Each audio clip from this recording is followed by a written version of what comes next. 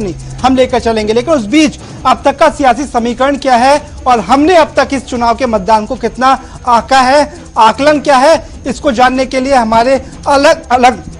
जो सहकर्मी हैं वो इस चुनाव पर विशेष नजर जमाए रखे हैं। हमारे साथ इस वक्त चंदन है, हमारे साथ करिश्मा है, थोड़ी देर में हमारे साथ रामानंद जुड़ेंगे जो बताएंगे कि आखिर पूरे दिन का जो अब तक का 6 घंटे की वोटिंग हुई है, मतदान हुआ है, उसमें अपडेट क्या कुछ है। सबसे पहले चंदन मैं आपसे ही जानने की कोशिश करूंगा, 6 घंटे का मतदान पूरा हो चुका है, हालांकि जिस तरीके से मतदान के प्रतिशत आए हैं वो लग नहीं रहा कि ज्यादा वोटिंग में लोगों को दिलचस्पी या मत देने में दिलचस्पी है, वो भी तब जब तमाम लोगों ने अपील की है पीएम मोदी से लेकर राहुल गांधी तक। जी हाँ, जिस तरीके से हम बिहार चुनाव में लगभग 6 घंटे का मतदान हो चुका है और जो 1 बजे तक की वोटिंग प्रतिशत है 32.70%, ये कहीं ना कहीं तमाम उन सियासी दलों के लिए जो अपने चुनावी रैली में भीड़ होने पर उत्साहित हो रहे थे उनके लिए एक कहीं ना कहीं एक सोचने का विषय होगा, क्योंकि जो कोरोना महामारी के बीच ये चुनाव हो रहा है, सबसे बड़ा चैलेंज तमाम जो 1066 उम्मीदवार चुनावी मैदान में उनके लिए यही है कि वो जो चुनावी रैली में जो वोटर्स हैं वो कैसे मतदान बूथ तक पहुंचे और उनके लिए मतदान कर सकें। और कोरोना काल में जैसा कि हम बार बार जिक्र कर रहे हैं, कोरोना काल में ये पहला विधानसभा चुनाव है जो बिहार में हो रहा है, उस राज्य में जहां की रगों में कहते हैं सियासत बहती है या खून की जगह सियासत का उनका पारा काफी दिलचस्प होता है। लेकिन महत्वपूर्ण इसमें यह है करिश्मा, आज हमने देखा एक तरफ तो पहले चरण का मतदान और दूसरी तरफ दूसरे चरण के लिए चर्चाएं जोरों पर है, तमाम रैलियां हो रही है, पीएम मोदी की 3 रैली, राहुल गांधी की 1 रैली हो चुकी है। उस बीच कैसे आप देख रही हैं जिस तरीके से प्रचार को एक तरीके से दूसरे ट्रेंड पर लिया जा रहा है, क्या आप देख रहे हैं अगले चरण के लिए, मौजूदा चरण के मद्देनजर? बिल्कुल, क्योंकि जिस तरीके से ताबड़तोड़ रैलियों का सिलसिला शुरू है, पहले जहां पर प्रधानमंत्री नरेंद्र मोदी की तरफ से 2 रैलियां की गई और जिस तरीके से वो हमलावर दिखे हैं, चाहे वो कांग्रेस महागठबंधन हो, चाहे वो चिराग पासवान की बात करें, लेकिन उन्होंने तेजस्वी यादव पर सबसे बड़ा प्रहार इस दौरान किया और जिस तरीके से उन्होंने कहा कि यहाँ पर रंगदारी का सिलसिला चलेगा और रंगदारी कौन देता है, इस पे भी उन्होंने सवाल उठाए और कहीं ना कहीं इनडायरेक्टली उन्होंने तेजस्वी यादव पे बिल्कुल निशाना साधते हुए जंगल राज का जिक्र किया। लेकिन अब सवाल ये उठता है कि आखिर क्यों इस चुनाव में 15 साल पहले की बात ना करके उससे 15 साल पहले की बात क्यों की जा रही है, क्योंकि आने वाले चुनाव में क्या देखने को मिलेगा, ये सबसे बड़ा सवाल है। सियासत में हमेशा इतिहास वर्तमान के आपको परस्पर संबंध रखता है और यही बात जो दुखती रथ है आरजेडी की, जिस बात का जिक्र आरजेडी नहीं करना चाहती उस बात का जिक्र करके हमारे साथ हमारी सहयोगी ममता भी है, उनसे भी जानने की कोशिश करेंगे। लेकिन महत्वपूर्ण इसमें यह है कि जिस दुखती रथ को हमेशा तेजस्वी बच रहे थे कि इस पर बात ना हो, विरोधियों को रोजगार के मुद्दों के जरिए भटकाने की कोशिश कर रहे थे, लेकिन पीएम मोदी ने जिस तरीके से दुखती रथ पर हाथ रखा है आरजेडी के, से तो ऐसे ही कहेंगे और बिना नाम लिए आप समझ सकते हैं कि इसमें जंगल राज का युवराज कौन है। तो क्या ये जो लाइन है पीएम मोदी की पंच लाइन बिहार के आने वाले चरण और मौजूदा चरण में जिन्होंने भाषण को सुना होगा कुछ असर डालेगी? देखिए, बिहार में भाषा की मर्यादा इस वक्त सभी लांघते हुए नजर आ रहे हैं। किसी भी पार्टी के बड़े नेता को आप देखिए, चाहे वो तेजस्वी को आप देख लीजिए, चिराग पासवान को देख लीजिए या फिर अन्य पार्टियों के नेता को देख लीजिए, चुनाव स्थानीय मुद्दों पर होता है, लेकिन स्थानीय मुद्दों का कहीं तक भी जिक्र नहीं हो रहा है। जिस बात का जिक्र हम कर रहे थे हाईजैक हो चुका है, बिल्कुल बिल्कुल, हाँ, राष्ट्रवाद के मुद्दे पर, आतंकवाद की बात हो रही है, 370 हटाने की बात हो रही है, वो लोकसभा चुनाव के मुद्दे हैं। शायद पार्टी के नेता या फिर पार्टी के प्रवक्ता ये भूल जाते हैं कि ये चुनावी मुद्दे विधानसभा चुनाव के लिए नहीं है। घोषणा पत्र में तमाम वादे किए हैं, रोजगार की बात की गई है, शिक्षा की बात की गई है, हर एक टॉपिक को रखा गया है, लेकिन वो घोषणा पत्र तक ही क्यों सीमित है? कोई कहता है 19 लाख रोजगार देंगे, कोई कहता है 10 लाख देंगे, लेकिन रैलियों में इसका जिक्र क्यों नहीं हो रहा है? सबसे बड़ा सवाल यह है, क्यों राष्ट्रीय मुद्दे हावी हो रहे हैं, क्यों 370 को लाया जा रहा है, क्यों आतंकवाद को लाया जा रहा है? तौर पर एक महत्वपूर्ण प्रश्न है कि आखिर क्यों जब विधानसभा चुनाव में स्थानीय मुद्दों की बात होनी चाहिए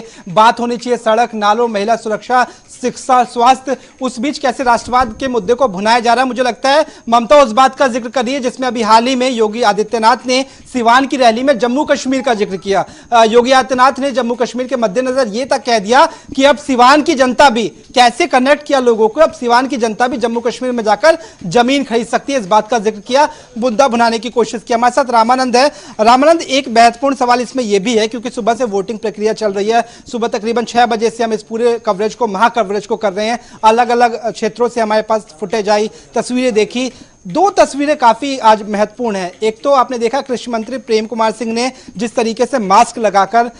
बीजेपी का मत का प्रयोग किया आपने, और उस बीच राहुल गांधी का वो ट्वीट जिसमें उन्होंने महागठबंधन के लिए वोट मांगा। और अगर आपने मोदी जी की बात सुनी हो तो उन्होंने भी जिस तरीके से जेडीयू और बीजेपी की वोट मांगी, तो कह सकते हैं कि अगले चुनाव से पहले जो प्रचार अगले चुनाव के लिए हो रहा है, अगले चरण के लिए हो रहा है, उसे इस चुनाव में, इस चरण में भुनाया जा रहा है। बिल्कुल रवि, जैसा कि आपने देखा कि लगातार ताबड़तोड़ रैलियां और एक दूसरे पे तंज, सियासी किस तरह से जुबानी जंग लगातार छिड़ी हुई है। आपने देखा अलग अलग तरह से जो वोटरों को लुभाने की कोशिश की जा रही है, चाहे वो प्रधानमंत्री नरेंद्र मोदी हो, तेजस्वी यादव हो, नीतीश कुमार हो और चिराग पासवान हो, सब लगातार ताबड़तोड़ जो रैलियां हैं उनकी करते हुए एक दूसरे पर तंज कस रहे हैं और इस तरह से वोटरों को लुभा रहे हैं। वो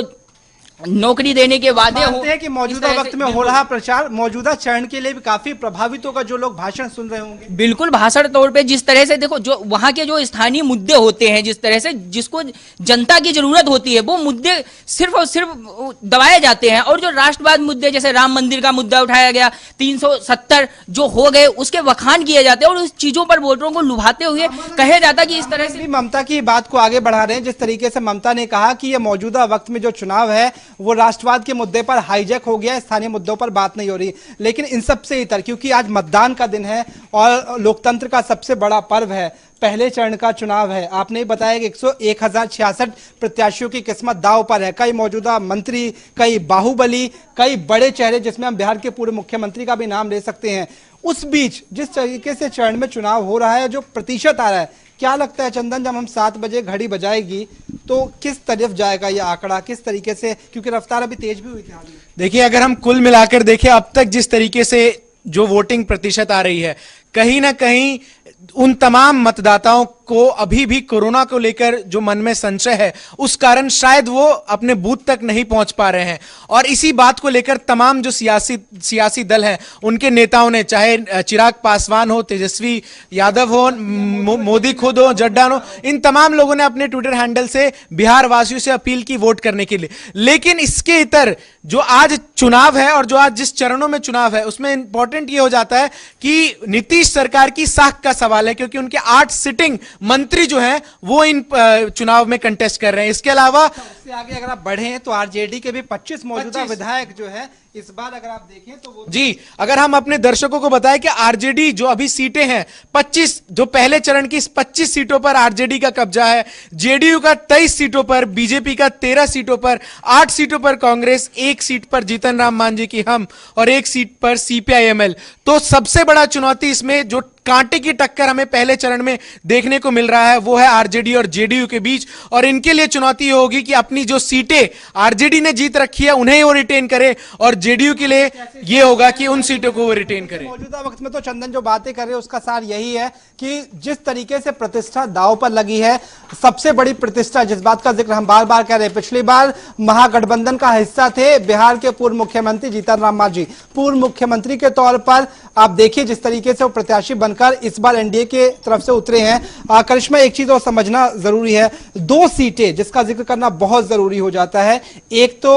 इमामगंज सीट जहां से पूर्व स्पीकर बनाम, जिस बात का जिक्र मैं कह रहा हूं, बिहार के पूर्व मुख्यमंत्री, और दूसरी एक सीट जिसका जिक्र करना बेहद जरूरी है क्योंकि इस सीट पर खासतौर पर मेरी नजर है, वो सीट है मोकामा। क्योंकि मोकामा से अनंत सिंह बिहार में छोटे सरकार के रूप में जाने जाते हैं। पहले कभी नीतीश कुमार के करीब हुआ करते थे, लेकिन जब लालू यादव और नीतीश कुमार साथ साथ आए तो कहा जाता है कि लालू यादव के कहने पर जेडीयू के चीफ यानी कि नीतीश कुमार ने अपने इस करीबी को पार्टी से निकाल दिया था। वो करीबी बगावत पर उतर आया है और पहले तो निर्दलीय जीता ही, इस बार अपने विरोधी यानी आरजेडी के टिकट पर मैदान पर है। 2 टिकट बहुत महत्वपूर्ण है। सबसे बड़ी जो बात आपने कही, मैं वही कहना चाह रही थी कि अनंत सिंह की अगर बात की जाए तो सबसे बड़ी बात यही है कि वो नीतीश कुमार के कितने करीब माने जाते थे और उसके बाद किस तरीके से जो गठबंधन हुआ था, आपने जिक्र किया कि अलग हो गए थे और अब उनके सामने वो खड़े हैं, तो इसलिए भी ये चुनौती बढ़ जाती है। लेकिन दूसरी तरफ जैसा कि अभी चंदन जिक्र कर रहे थे कि अगर वोटिंग प्रतिशत टोटल देखी जाए तो इस समय जो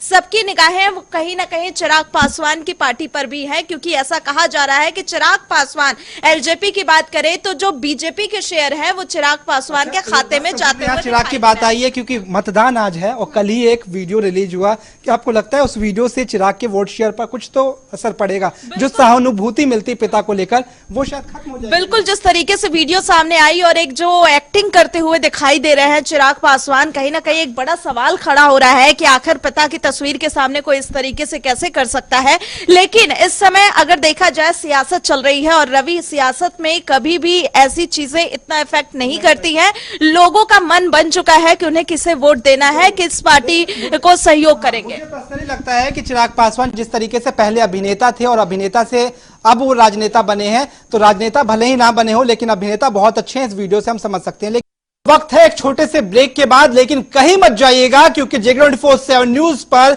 बिहार चुनाव की सबसे महा कवरेज, सटीक और सबसे पहले हम दिखा रहे हैं सुबह से लगातार।